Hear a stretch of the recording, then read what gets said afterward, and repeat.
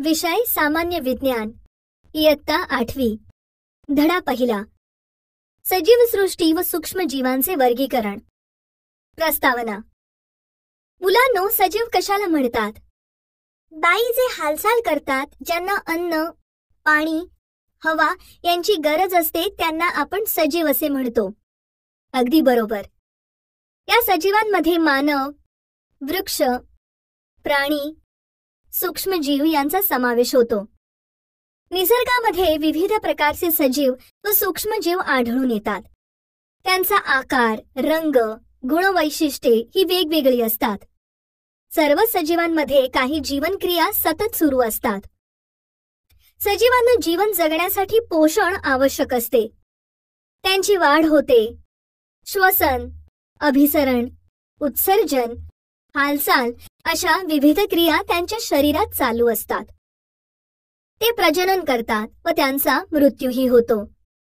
तर या पाठामध्ये आपण सजीव सृष्टी व सूक्ष्म जीवांचे वर्गीकरण याविषयी अधिक विस्ताराने माहिती करून घेणार आहोत. सर्वप्रथम आपण जैवविविधता व वर्गीकरणाची आवश्यकता याविषयी माहिती घेऊया. जैवविविधता व वर्गीकरणाची आवश्यकता. Biodiversity and need of classification. मुलांनो, अनुकूलन म्हणजे काय? बाई, प्रत्येक सजीव ज्या परिसरात व वातावरणात राहतो त्याच्याशी जुळवून घेण्यासाठी त्याच्या शरीराच्या अवयवांमध्ये तसेच जीवन जगण्याच्या पद्धतीत कालानुरूप घडून आलेल्या बदलाला अनुकूलन म्हणतात. बरोबर. म्हणजेच भौगोलिक प्रदेशानुसार, अन्नग्रहणानुसार, संरक्षणाच्या दृष्टीने अशा वेगवेगळ्या कारणांमुळे सजीवांमध्ये अनुकूलन घडून येते. हे अनुकूलन घडत असताना एकाच जातीतील सजीवांमध्येही वेगवेगळे बदल दिसून येतात. उदाहरणार्थ, एकाच प्रदेशात राहणाऱ्या व्यक्तींमध्ये आपल्याला रंग, केशरचना यामध्ये वेगळेपण दिसून येते. सन 2011 मध्ये सजीवांची जी गणना करण्यात आली होती त्या गणनेनुसार जवळपास 87 दशलक्ष इतक्या सजीवांच्या जातींची माहिती मिळाली आहे. इतक्या मोठ्या प्रमाणातील सजीवांच्या जातींचा अभ्यास करण्यासाठी त्यांचे गट करणे आवश्यक ठरते. हे गट व उपगट सजीवांमध्ये असणारे साम्य व त्यांच्यातील फरक लक्षात घेऊन तयार करण्यात येतात. सजीवांचे गट व उपगट बनविण्याच्या या प्रक्रियेलाच जैविक वर्गीकरण असे म्हणतात. जैविक वर्गीकरणामुळे सजीवांचा अभ्यास करणे अगदी सुकर होते. मुलांनो, सृष्टी, संघ, वर्ग, कुल, प्रजाती व जाती असा सजीवांच्या वर्गीकरणाचा पदानुक्रम आहे. आणि तुम्हाला माहित आहे का, सजीवांना नाव देण्याची द्विनाम पद्धती कोणी शोधून काढली? तर कार्ल लिनियस या शास्त्रज्ञाने द्विनाम पद्धतीचा शोध लावला. त्याच्या या द्विनाम पद्धतीमुळे सजीवांना नाव देणे सोपे झाले. या द्विनाम पद्धतीमध्ये नावे लिहिताना पहिल्या संज्ञेमध्ये प्रजाती म्हणजे जीनस व दुसऱ्या संज्ञेमध्ये जाती म्हणजे स्पीशीज या पदानुक्रमाचा विचार केला जातो. जैविक वर्गीकरणासाठी बऱ्याच वैज्ञानिकांनी प्रयत्न केले आहेत. इसवी सन 1735 मध्ये कार्ल लिनियस यांनी सजीवांना वनस्पती व प्राणी म्हणजेच व्हेजिटेबिलिया अँड ॲनिमेलिया या दोन सृष्टीत विभागले. तर इसवी सन 1866 मध्ये हेकेल यांनी प्रोटिस्टा, वनस्पती व प्राणी अशा 3 सृष्टींमध्ये सजीवांची विभागणी केली. आणि 1925 मध्ये चॅटन यांनी पुन्हा सजीवांचे आदी केंद्रकी व दृश्य केंद्रकी अशा 2 गटात विभाजन केले. तर इसवी सन 1938 मध्ये कोपलँड यांनी सजीवांना मोनेरा, प्रोटिस्टा, वनस्पती व प्राणी अशा 4 सृष्टींमध्ये विभागले आहे. व्हिटाकर यांचे वर्गीकरणाचे निकष. मुलांनो, अमेरिकन परिस्थितिकी तज्ज्ञ इकोलॉजिस्ट रॉबर्ट हार्डिंग व्हिटाकर यांनी 1969 मध्ये सजीवांची 5 गटात विभागणी केली. तर आता आपण रॉबर्ट हार्डिंग व्हिटाकर यांनी केलेल्या सजीव सृष्टीच्या विभाजनाची माहिती घेऊया. रॉबर्ट हार्डिंग व्हिटाकर यांनी पेशीच्या जटिलतेनुसार, पोषण प्रकारानुसार, जीवन पद्धतीनुसार, सजीवांच्या प्रकारानुसार व वर्गानुवांशिक संबंधानुसार असे निकष विचारात घेऊन सजीव सृष्टीचे 5 गटात विभाजन केले आहे. आता हा बाजूचा तक्ता पहा. या तक्त्याचे निरीक्षण केले तर आपल्याला पंचसृष्टी वर्गीकरणाच्या पद्धतीविषयी कल्पना येते. सजीव, आदिकेंद्रकी, दृश्यकेंद्रकी. आदिकेंद्रकी एकपेशीय, दृश्यकेंद्रकी एकपेशीय, बहुपेशीय. एकपेशीय सृष्टी 1 मोनेरा, एकपेशीय सृष्टी 2 प्रोटिस्टा, बहुपेशीय सृष्टी 3 कवके, पेशीभित्तिका असणारे पण प्रकाश संश्लेषण करू न शकणारे. सृष्टी 4 वनस्पती, पेशीभित्तिका असणारे व प्रकाश संश्लेषण करू शकणारे. सृष्टी 5 प्राणी, पेशीभित्तिका नसणारे. तर मुलांनो, आता आपण सर्वप्रथम विटाकर यांनी विचारात घेतलेल्या निकषांविषयी माहिती पाहूया. 1. पेशीची जटिलता, कॉम्प्लेक्सिटी ऑफ सेल स्ट्रक्चर. आदिकेंद्रकी, दृश्यकेंद्रकी. पेशी ही सर्व सजीवांचे संरचनात्मक, कार्यात्मक आणि जैविक एकक आहे. पेशी हे जीवनाचे सर्वात लहान एकक आहे. हे विविध पदार्थांचे संघटित रूप आहे. त्यांच्यामध्ये ज्या क्रिया घडतात त्यालाच आपण जीवन असे म्हणतो. म्हणून सजीवांच्या वर्गीकरणासाठी पेशीच्या जटिलतेचा अभ्यास करणे खूप आवश्यक आहे. या पेशीच्या जटिलतेच्या अभ्यासासाठी रॉबर्ट विटाकर यांनी आदिकेंद्रकी व दृश्यकेंद्रकी असे वर्गीकरण केले आहे. आदिकेंद्रकी पेशीत फक्त प्रद्रव्य पटल, पेशीद्रव्य व केंद्रक द्रव्य एवढेच घटक आढळतात. तर दृश्यकेंद्रकी पेशीपटलांच्या साहाय्याने बनलेल्या विविध अंगकांच्या अंतर्भावाने तयार झालेल्या असतात. या वनस्पती व प्राणी पेशीत आढळतात. यात पेशीभित्तिका, पेशीपटल, केंद्रक असते. 2. सजीवांचा प्रकार, जटिलता, complexity of organisms. Robert Whittaker यांनी वर्गीकरणासाठी एकपेशीय किंवा बहुपेशीय या निकषाचा विचार केला आहे. पेशी, एकपेशीय, बहुपेशीय. एकपेशीय ज्या सजीवांमध्ये पेशीची संख्या एकच असते ते एकपेशीय सजीव होत. उदाहरणार्थ अमिबा. बहुपेशीय ज्या सजीवांमध्ये पेशीची संख्या एकापेक्षा अधिक असते त्यांना बहुपेशीय सजीव म्हणतात. उदाहरणार्थ हत्ती, मानव. अशा प्रकारे विटाकर यांनी एकपेशीय व बहुपेशीय हा निकष वर्गीकरणासाठी वापरला आहे. 3. पोषणाचा प्रकार, मोड ऑफ न्यूट्रिशन. विटाकर यांनी वर्गीकरणासाठी पोषणाच्या प्रकारांचाही विचार केला आहे. वनस्पती, प्रकाश संश्लेषण, स्वयंपोषी. उदाहरणार्थ वटवृक्ष, कडुलिंब इत्यादी. कवके, परपोषी, मृतावशेषातून अन्नशोषण. उदाहरणार्थ बुरशी. प्राणी, परपोषी, भक्षण. उदाहरणार्थ वाघ, सिंह, माणूस. अशा प्रकारे विटाकर यांनी वर्गीकरणासाठी पोषणाच्या प्रकाराचा निकष विचारात घेतला आहे. 4. जीवन पद्धती, लाईफस्टाईल. वर्गीकरणासाठी जीवन पद्धतीही त्यांनी लक्षात घेतली आहे. पोषणाच्या अनुषंगाने प्रत्येक सजीव निरनिराळ्या पोषण पातळ्यांवर असतो. यालाच जीवन पद्धती म्हणतात. जसे उत्पादक वनस्पती, भक्षक प्राणी, विघटक कवके. अशा प्रकारे जीवन पद्धतीनुसार आपण सजीवांचा अभ्यास करू शकतो. 5. वर्गानुवांशिक संबंध, फिलोजेनेटिक रिलेशनशिप.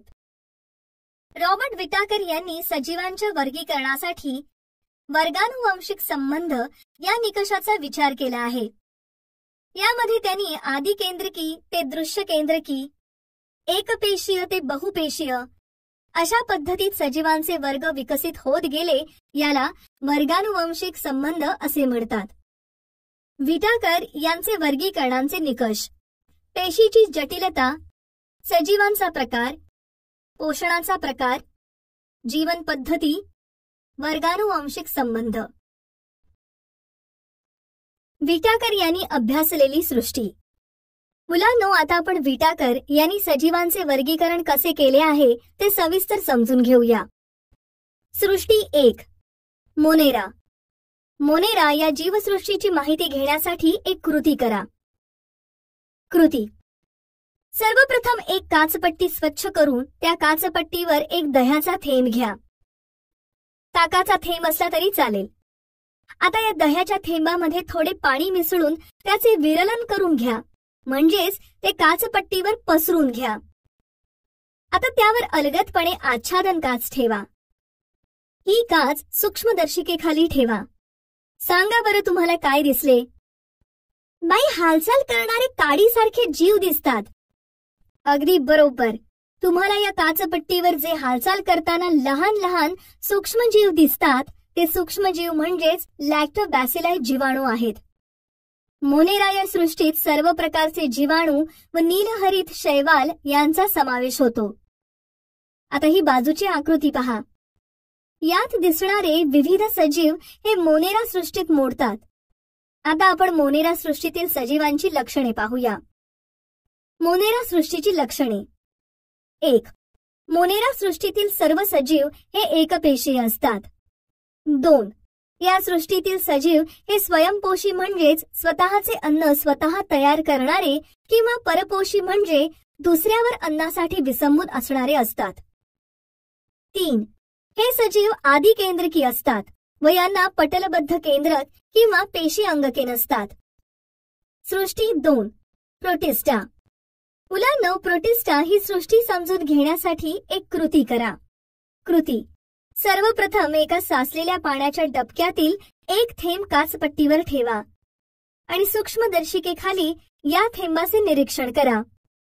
सांगा काय दिसते आहे बरं तुम्हाला? बाई, काही सजीव हालचाल करताना दिसत आहेत. हे सजीव म्हणजेच अमिबा होय. त्यांचा आकार अनियमित असतो. अनियमित म्हणजे त्यांना निश्चित ठरलेला असा आकार नसून तो सतत बदलता असतो. ही बाजूची आकृती पहा.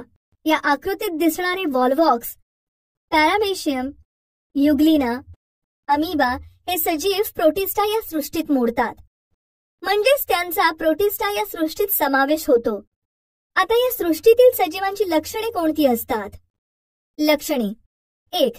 प्रोटिस्टा या सजीव सृष्टीतील सजीव हे एकपेशीय असतात. या पेशींमध्ये पटलबद्ध केंद्रक असते. 2.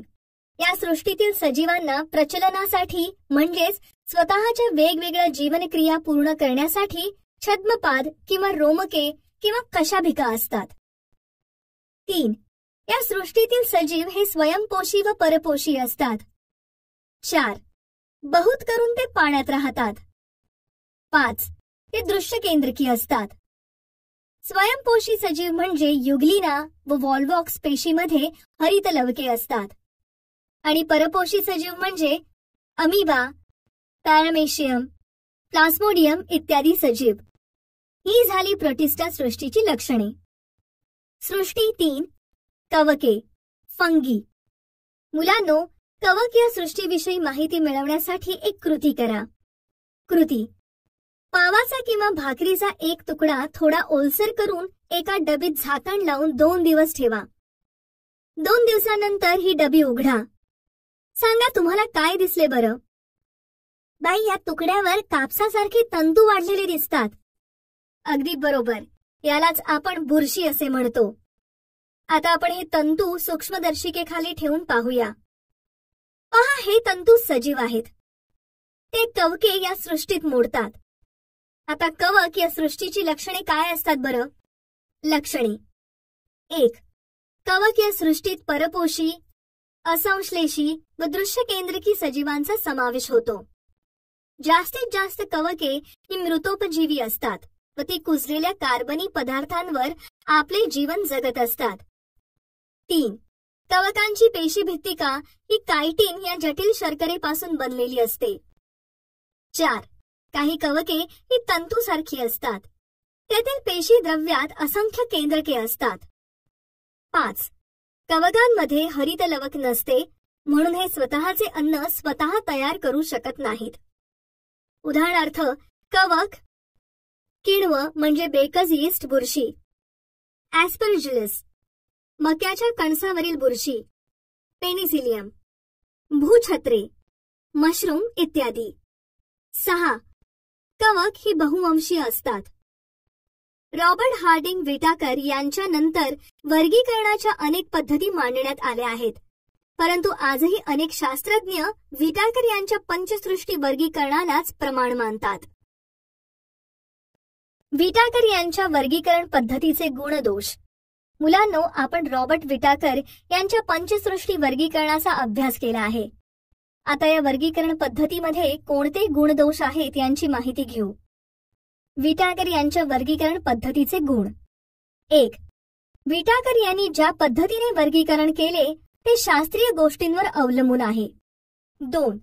आदिकेंद्रकी सजीवांना निरनिराळ्या गटात वेगळे केले आहे, त्यामुळे आदिकेंद्रकी सजीव हे दुसऱ्या सजीवांपेक्षा वेगळे आहेत हे समजते. 3. सर्व एकपेशीय दृश्यकेंद्रकी सजीवांचा समावेश प्रोटिस्टा या सृष्टीत केला आहे, त्यामुळे युग्लिनासारख्या एकपेशीय सजीवांचे नेमके वर्गीकरण करणे सोपे झाले. 4. युग्लिनामध्ये हरितलवके असतात, त्यामुळे युग्लिना वनस्पती प्रकाश संश्लेषण करते. प्रचलनासाठी अवयव असतात, त्यामुळे यांचे वर्गीकरण पूर्वी आदिजीव प्राणी या वर्गात केले जाते. 5. कवक हे मृतोपजीवी असल्यामुळे त्यांचा समावेश स्वतंत्र सृष्टीमध्ये केला जातो. 6. पंचसृष्टी वर्गीकरणानुसार पोषण पद्धती, पेशी संघटन, जीवन पद्धती व वर्गानुवंशिक संबंध या गोष्टींचा विचार वर्गीकरणामध्ये केला जातो. विटाकर यांच्या वर्गीकरण पद्धतीचे दोष. 1. मोनेरा व प्रोटिस्टा या दोन्ही सृष्टीतील काही सजीव प्रकाश संश्लेषण करतात, त्यामुळे काही सजीव हे स्वयंपोषी आहेत तर काही परपोषी आहेत. या दोन्ही सृष्टीतील काही सजीवांना पेशी भित्तिका असतात तर काही सजीवांना पेशी भित्तिका नसतात. 2.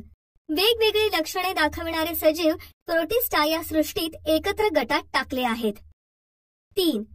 वनस्पती, प्राणी, कवक या तिन्ही सृष्टीत उत्क्रांतीच्या सुरुवातीच्या टप्प्यातील सजीवांचा समावेश केला नाही. उदाहरणार्थ, प्राणी सृष्टीमध्ये अमिबा या एकपेशीय प्राण्याचा समावेश केला नाही. 4. जर शैवाल एकपेशीय असेल तर त्याचा समावेश प्रोटिस्टा या सृष्टीत केला असून ते बहुपेशीय असल्यास त्यांना वनस्पती सृष्टीत समाविष्ट केले जाते. परंतु एकपेशीय व बहुपेशीय शैवालामध्ये बरेच साम्य दिसून येते, म्हणून हा एक दोष यात दिसून येतो. 5. वॉलवॉक्स व क्लॅमिडोमोनास यांसारख्या शैवाल प्रजातींचा समावेश प्रोटिस्टा या गटामध्ये केला नाही. 6. विटाकर यांच्या वर्गीकरणामध्ये विषाणूचा समावेश कोणत्या सृष्टीमध्ये केला गेला नाही.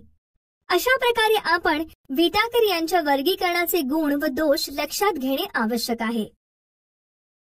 सूक्ष्म जीवांचे वर्गीकरण. Classification of microbes.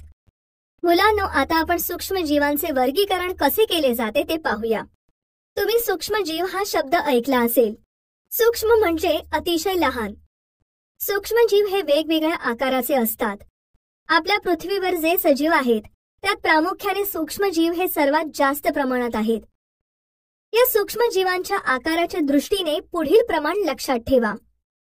1 मीटर बरोबर 10⁻⁶ मायक्रोमीटर व 1 मीटर बरोबर 10⁹ नॅनोमीटर. सूक्ष्मजीवांचा अभ्यास करण्यासाठी आपल्याला वर्गीकरणाची मदत घ्यावी लागते. पुढील तक्त्यावरून आपल्याला सूक्ष्मजीवांची विभागणी ही वर्गीकरणाच्या आधारे लक्षात येईल. सूक्ष्मजीवांचे वर्गीकरण. सूक्ष्मजीव. आदिकेंद्रकी, दृश्यकेंद्रकी. आदिकेंद्रकी जीवाणू, दृश्यकेंद्रकी आदिजीव, कवके, शैवाले. या तक्त्यावरून आपल्याला सजीवांचा अभ्यास करणे अगदी सोपे जाते. तर आता आपण सूक्ष्मजीवांचे वर्गीकरण अधिक विस्ताराने पाहूया.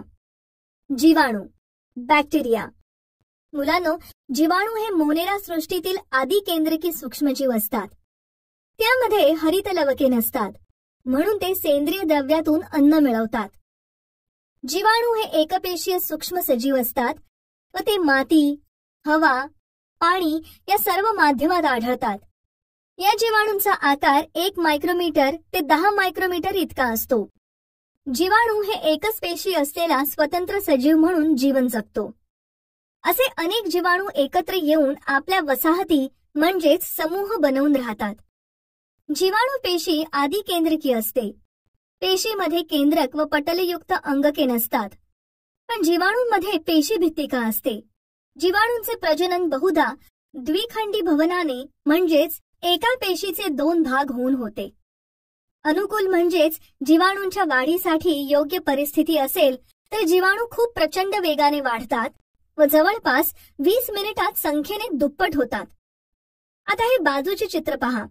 या चित्रात दाखवल्याप्रमाणे जीवाणूचे गोलाणू, दंडगोलाणू, दंडाणू, सर्पिलाकार, स्वल्पविरामाकृती असे आकारानुसार विविध प्रकार पाहावयास मिळतात.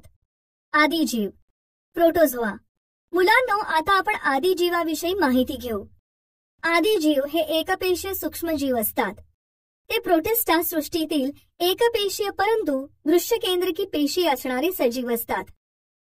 आदिजीवाचे शरीर हे एकाच पेशीने बनलेले असते व हे जलचर असतात.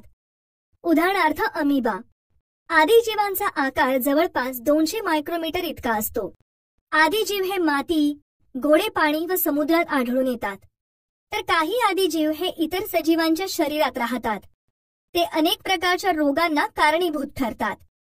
आदिजीवाच्या प्रोटोझोआंच्या पेशी रचना, हालचालीचे अवयव, पोषणाच्या पद्धती यामध्ये विविधता आढळून येते. त्यांना छद्मपाद, रोमके किंवा कशाभिका असे प्रचलनाचे अवयव असतात. आदिजीवांचे प्रजनन हे द्विखंडन पद्धतीने म्हणजेच पेशीचे विभाजन होऊन होते. आदिजीवांची उदाहरणे: अमिबा पॅरामेशियम, गढूळ पाण्यात आढळतात. एंटामिबा हिस्टोलिटिका, आमांश होण्यास कारणीभूत ठरतात. प्लाझ्मोडियम वायवॅक्स, हे जीवाणू मलेरिया म्हणजेच हिवतापास कारणीभूत ठरतात. युग्लिना, युग्लिना हे स्वयंपोषी आदिजीव आहेत. कवके, फंगी. मुलांनो, आता आपण कवकांची माहिती करून घेऊया. कवक हे मृतोपजीवी किंवा शवोपजीवी एकपेशीय सजीव असतात. तसेच ते परपोषी, असंश्लेषी व दृश्यकेंद्रकी असतात. यांचा आकार सुमारे 10 मायक्रोमीटर ते 100 मायक्रोमीटर इतका असतो. कवक हे कुजणारे पदार्थ, वनस्पती, प्राणी यांचे शरीर, कार्बनी पदार्थ यामध्ये आढळतात.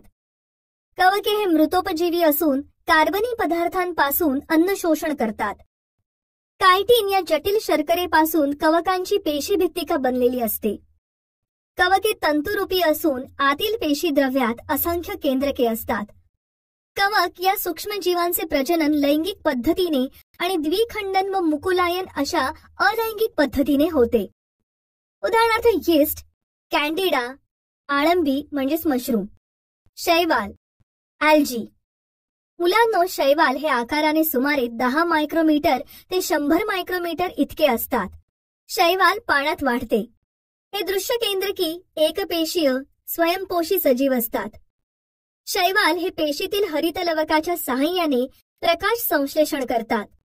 उदाहरणार्थ क्लोरेल्ला, क्लॅमिडोमोनास इत्यादी.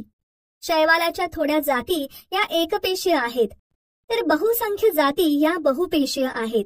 त्या डोळ्यांनी सहज दिसतात. विषाणू, व्हायरस.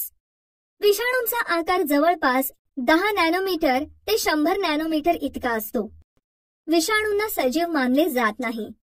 ते सजीव निर्जीवांच्या सीमारेषेत आहेत असे मानले जाते. त्यामुळे सूक्ष्मजीवशास्त्रात म्हणजेच मायक्रोबायोलॉजीमध्ये विषाणूंचा अभ्यास केला जातो. विषाणू हे अतिशय सूक्ष्म असतात व ते जीवाणूंच्या 10 ते 100 पट इतके लहान असतात. ते डोळ्याने सहज दिसू शकत नाहीत. त्यासाठी इलेक्ट्रॉन सूक्ष्मदर्शीचा वापर करावा लागतो. विषाणू हे स्वतंत्र कणांच्या स्वरूपात आढळतात. विषाणू म्हणजे डीएनए, डिऑक्सिरायबो न्यूक्लिक आम्ल किंवा आरएनए, रायबोन्यूक्लिक आम्ल यांच्यापासून बनलेला लांबलचक रेणू असून त्याला प्रथिनांचे आवरण असते. विषाणू हे वनस्पती व प्राणी पेशीत जिवंत राहू शकतात व या पेशींची मदत घेऊन स्वतःची प्रथिने बनवतात आणि स्वतःच्या अनेक प्रतिकृती बनवितात. त्यानंतर या प्रतिकृती यजमान पेशींना नष्ट करतात व मुक्त होतात. हे मुक्त विषाणू परत नव्या पेशींना संसर्ग करतात. विषाणूंमुळे वनस्पती व प्राणी यांना विविध रोगांची लागण होते. कार्यसंस्थांचे. भारतीय वैद्यकीय संशोधन परिषदेच्या अंतर्गत 1952 साली राष्ट्रीय विषाणू संस्था Pune, national institute of virology Pune या संस्थेची स्थापना करण्यात आली। ही संस्था विषाणू संदर्भात अनेक प्रकारचे संशोधन कार्य करते। अशा प्रकारे आपण या पाठामध्ये रॉबर्ट हार्डिंग विटाकर यांच्या पंचसृष्टी वर्गीकरण पद्धतीचा अभ्यास केला। तसेच विविध सजीवसृष्टी, सूक्ष्मजीव, विषाणू याविषयी अधिक विस्ताराने माहिती मिळवली आहे। आता आपण इथेच थांबूया आणि पुढच्या पाठात आरोग्य व रोग यांच्याविषयी माहिती मिळवूया।